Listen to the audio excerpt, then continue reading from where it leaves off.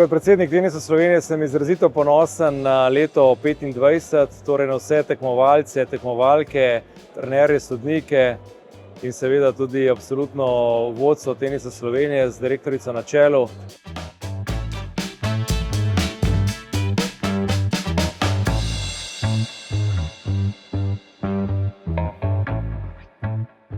Mislim, da smo lansko leto pravzaprav imeli izjemne rezultate. Obe reprezentanci, tako moška kot ženska, sta šli en rang više.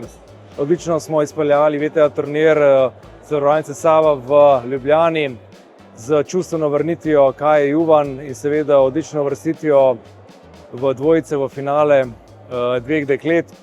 Odličen rezultat seveda tudi žige na evropskem prvenstvu do 18 let in številni drugi uspehi najmlajših ravno sedaj seveda pred nami Australian Open, kjer si obetamo nastop pravzaprav 3 oziroma celo 4 deklet, kar je odlična popotnica za naprej.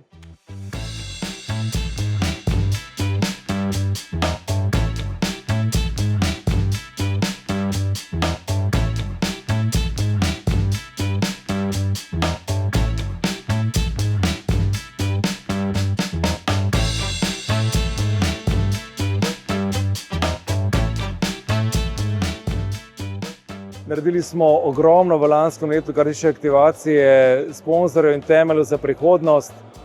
Aktivno delamo na pridobitvi nacionalnega teniškega centra in krepitvi nadaljnje infrastrukture, ki bo novačila seveda številne nadobudne mlade tenisače. In kot smo danes videli na dogodku, energija, klima, sodelovanje z ministrstvom, olimpijskim komitejem in vse z roko v roki potrjuje, da je tenis dejansko eden od paradnih športov, na katerega smo lahko ponosni vsi Slovenci.